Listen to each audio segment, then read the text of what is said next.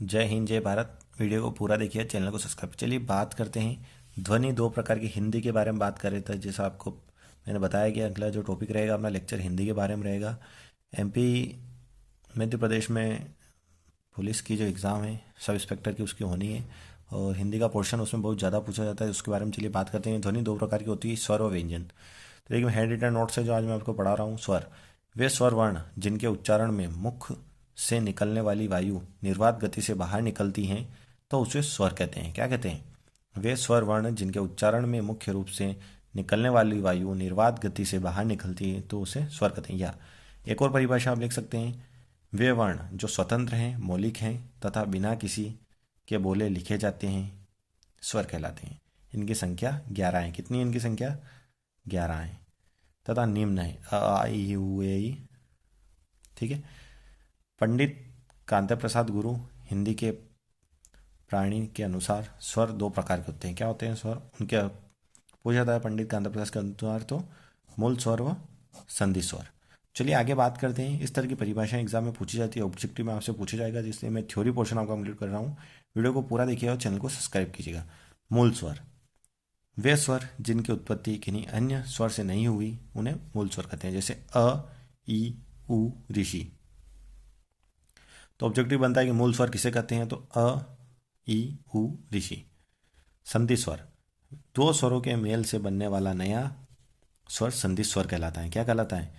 दो स्वरों के मेल से बनने वाला नया स्वर संधि स्वर कहलाता है। हिंदी अगर आपके अच्छे से कंप्लीट है तो आपका एमपीपीएससी में एमपीएसआई में 70 में 70 नंबर आप ला सकते हैं। यह दो प्रकार के होते हैं, दीर्घ स्वर व संयुक्त स्वर। क्या होते हैं? संधि स्वर दो स्वरों के मेल से बनने वाला नया स्वर संधि स्वर कहलाता है। यह दो प्रकार के होते हैं, दीर्घ स्वर व संयुक्त स्वर। दीर्घ स्वर क्या होता है? अब चलिए आगे बात करते हैं। दो समान स्वरों के मेल से बनने वाला नया स्वर दीर्घ स्वर कहलाता है। जैसे आ, ई, उ, अ प्लस अ, ई प्लस ई, उ प्लस उ। इस तरह से बनता है। तो संयुक्त स्वर दो असमान स्वरों के मेल से बनने वाला नया स्वर संयुक्त स्वर कहलाता है। तो ए प्लस ए, अ प्लस ई, अ प्लस उ। तो इस तरह से चलिए आगे बात करते हैं और वीडियो में। तो हिंदी अगर आपके अच्छे से कंप्लीट है तो देखिए दोस्तों, अगर अपना आगे बात करते हैं। चलिए ओष्ठीकृत होठों के आधार पर स्वरों का वर्गीकरण।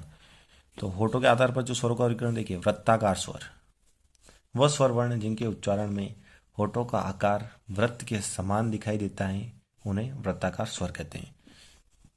जैसे उ, ए, ओ, ये ओष्ठीकृत होठों से। देखिए आगे बात करें अवृत्ताकार स्वर। तो वे स्वर वर्ण जिनके उच्चारण में होठों का आकार वृत्त के समान नहीं दिखाई देता है अवृत्ताकार काल। जैसे अ, आ, ई, उ, अह, ऋषि, अह, ऋषि। उच्चारण एवं मात्रा के आधार पर स्वरों का वर्गीकरण। तो देखिए ये भी बहुत एग्जाम पूछा था कि उच्चारण एवं मात्रा के आधार पर स्वरों का वर्गीकरण किस प्रकार हुआ है? तो ह्रस्व, दीर्घ, संयुक्त, लुप्त।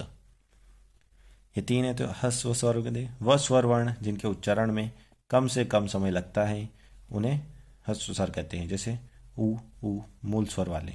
दीर्घ में वह स्वर वर्ण जिनके उच्चारण में ह्रस्व से दुगना समय लगता है तो उन्हें दीर्घ स्वर कहते हैं। जैसे दीर्घ मतलब पीछे।